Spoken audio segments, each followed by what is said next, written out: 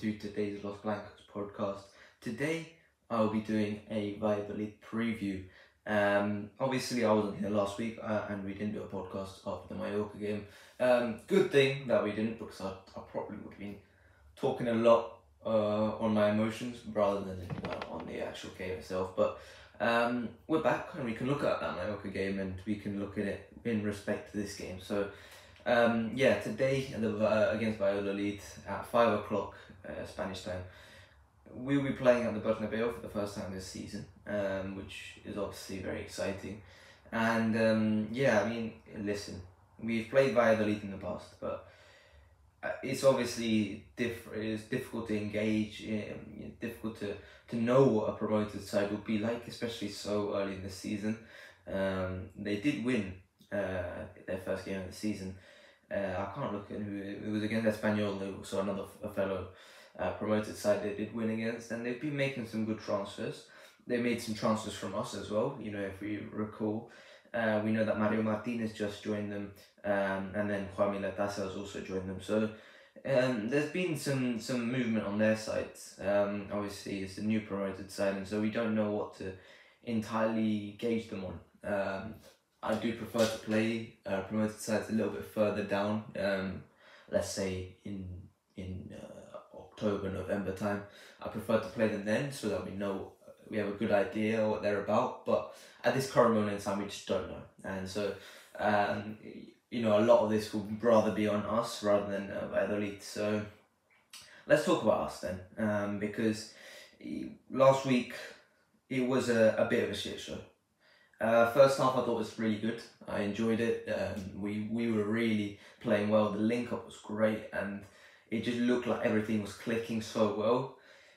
It looked like at a point I thought, Real Madrid are going to score 2, 3, maybe even 4, and it just felt so different, because normally we're just not that fluid against Mallorca, and Mallorca are able to kick the shit out of us to ensure that we don't get 3 points so easily. But in the second half, when Vedat Moriki scored, it just completely reverted back to what we're used to against Mallorca. They start kicking us. They start making sure that Vinny has a hard time. They start making sure Mbappe and Rodrigo have a hard time. We can't break them down. Our heads were probably gone in the second half, and Mallorca got the result they wanted, which was a very good 1-1 draw.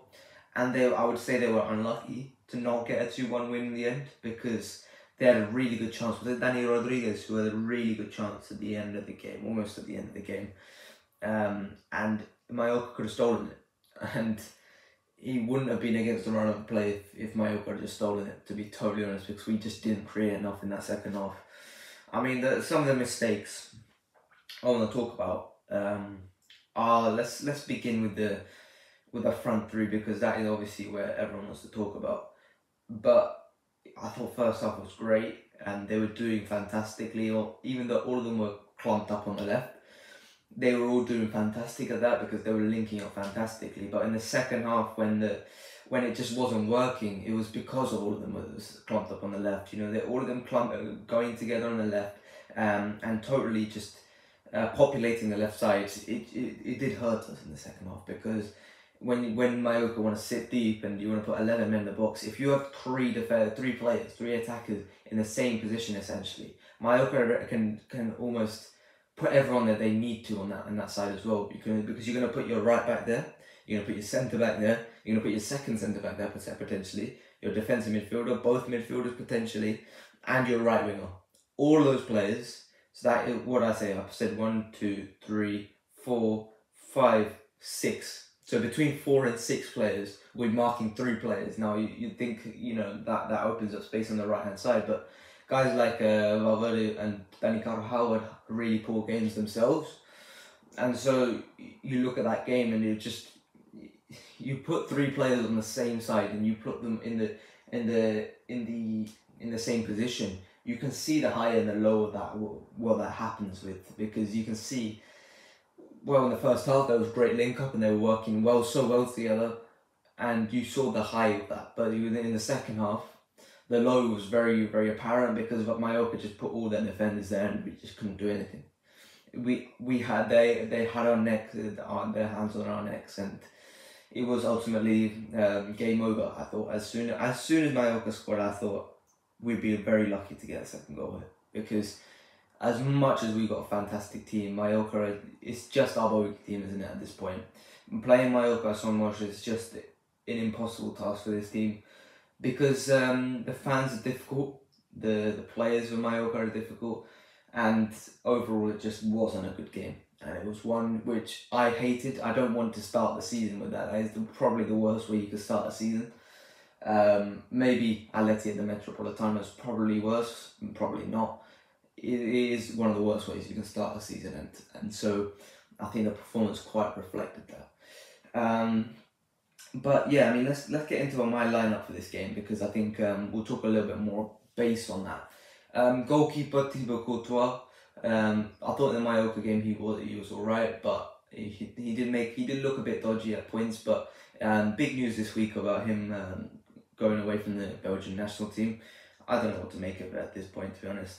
Yeah, Belgium, I don't really like talking about Belgium, because they're a bit of a drama pool, to be totally honest. Right back, Dani Carvajal. First game against Mallorca, I didn't think he had a great game at all. Defensively, I thought he was meh. I didn't think there was anything wrong with his defensive performance. But going forward, he just didn't.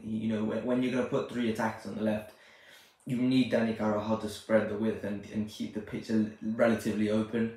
He just couldn't do that. He was really poor. There was a lot of passes where you thought, what are you doing there? Mojica had a really good game, I thought, on for their left there. But yeah, Dani Carvajal, I just didn't think had a good game whatsoever. Centre backs, Militao and Rudiger. I thought Militao was actually pretty good, but Rudiger, I don't know what's happening with Rudiger. These first 2 games, and including pre-season, he just doesn't look the same for some reason, and I don't know if it is the introduction of Militao, because I always say that Militao and Rudiger are relatively similar in their play styles, and maybe Rudiger's trying to adapt, trying to change his play style because Militao is here, but I don't know. I'm unsure, because right now Rudiger is not playing well whatsoever. But we also don't have an alternative. At the end of the day, we don't have an alternative. You can't just go and say, oh, David Alaba, come back into the squad. You can't do that. These 2 are the only centre-backs, and so we're just going to have to firm it at this current moment in time. Left back, obviously, Ferland Mendy got suspended at the end of the last game. It was a fair red card, I thought. There was nothing to talk about. But, I mean, obviously, the Pablo Maffeo red card, we could talk about that, but I think you guys have already seen a lot about that. It's obvious. It's an obvious red card. You stamp on someone's calf. It's a red card. It's no deliberation. But not according to the La Liga refs anyway. So Fran Garcia, I think, will start this game. That's obviously going to give us a little bit more attacking oomph, which probably is going to be needed in this game. For better or for worse, we're going to find out what he brings to this team. Maybe that's the introduction that we need to get our first win of the season. But yeah, I think it could be an important introduction to have Fran Garcia. But I didn't think he had a great pre-season. But let's see what happens with Fran Garcia, because he obviously, when he does start and when he does play, he does sometimes actually help us quite a lot. So I think I'm intrigued to see what he can bring in this game. Then the midfield. Now, obviously, Jude Bellingham is now being ruled out for a month, which is horrific news right now at this current moment in time. As well as the fact that we know that Camavinga is already injured. So this is not a good moment for us and our midfielders. We are injured to the beyond belief right now. I don't know. I really don't know what we're gonna do right now. I would go for a midfield 3. Now listen, a lot of people are going to want Arda Güler. I understand it. I understand the want for Arda Güler. It's definitely something that we, obviously Arda's a fantastic attacking player, but at this current moment in time, especially when you're getting rid of Jude Bellingham, you need a little bit more midfield stability, I think. And especially based on the last game between Tchouameni and Valverde, they had a horrific dynamic in the first game against Mallorca. They were horrific at points, and I just didn't enjoy how they played together. They were just not good enough together, to be totally honest. And so I think I'm I need Modric to play well. I need Modric to play well in this midfield three. I think Modric, his introduction could be pivotal because I think we did suffer from a lack of Cruz's pulsar in the first game. You know, having Kroos in that type of game is obviously huge. Maybe Modric can do that. Maybe Modric can do that, and if he does, you know, Modric could reclaim a starting spot because he is probably the only guy in this midfield who can probably do it. Maybe with the exception of Camavinga, because we haven't seen Camavinga yet adapt to a new role, so maybe Camavinga could do it as well. But obviously, Luka Modric is the first guy to come off, and I think for me, I think Luka Modric should start in midfield three with Tchouaméni and Valverde. These two need to improve together in that pivot because they weren't good in the first game. You know, it just didn't. They looked so chaotic at points, both of them. Defensively, I didn't think Tchouaméni was great in that game, and I thought Valverde, he just didn't look himself whatsoever. His passing was completely off, and the runs he was making, the width he held, he just didn't hold anything, and he just wasn't good enough in the last game. Tchouaméni I thought wasn't great either. Defensively, he just didn't help us at all.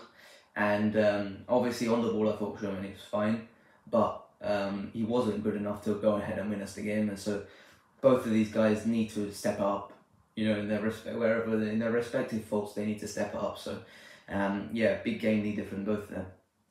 Then the front three, obviously there's been a lot of talk about Rodrigo in this past week, about that WhatsApp message. Listen, I think Rodrigo needs to.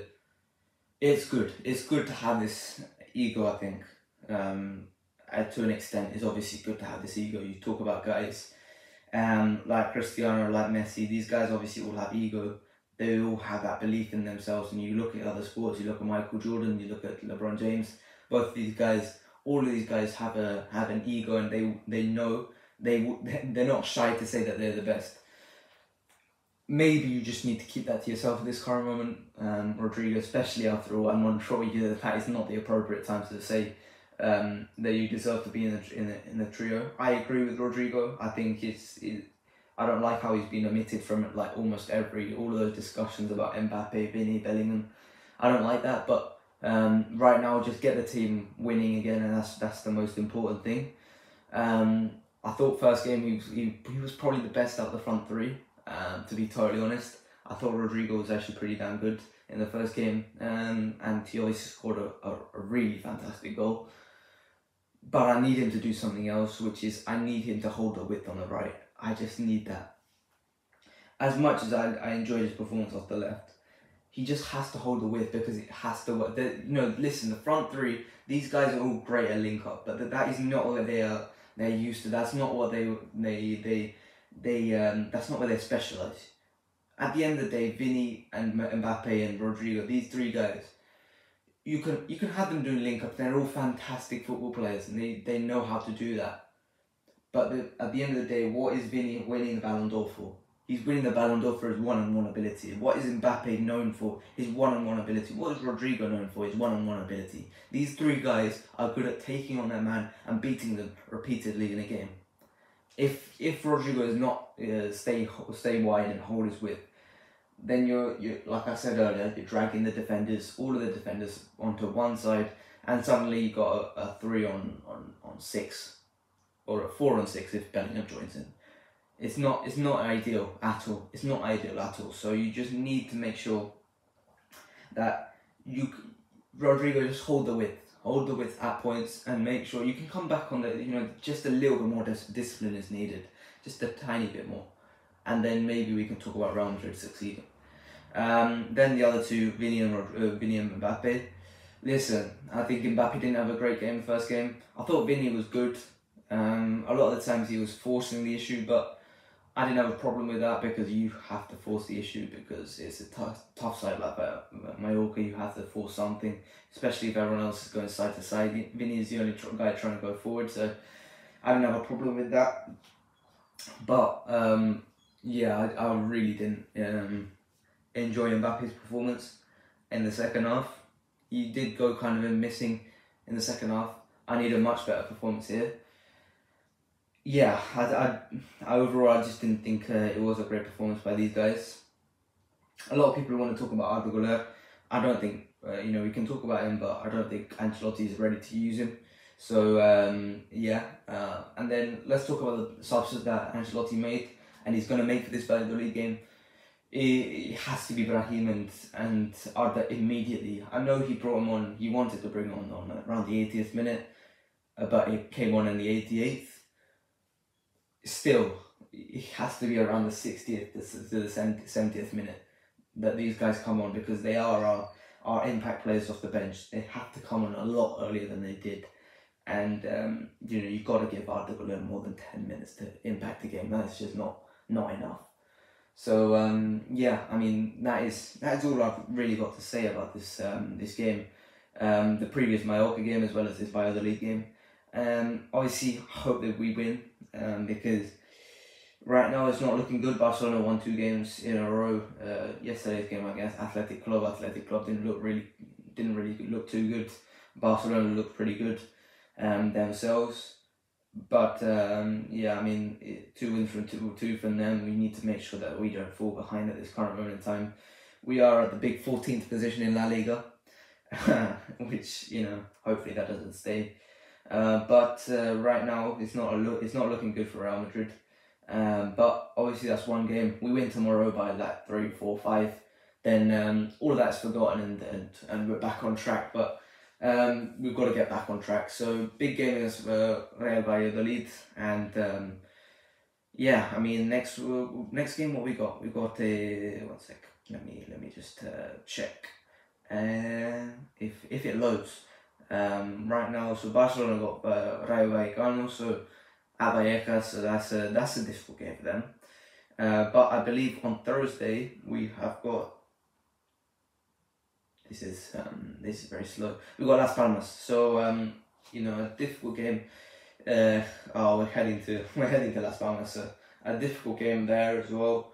But hopefully we have a good game there. Atleti dropped points in the first game of the season against Villarreal, and today they have Girona, which is maybe an exciting game. I don't know about the prospect of Girona this season, but yeah, so that's what's happening around La Liga at this current moment in time. But yeah, hope you guys have enjoyed today's Los Blancos podcast. We'll be back tomorrow with a match review, but that is it for today. I hope you guys enjoyed. Please like and subscribe, and I'll see you guys later. Bye bye.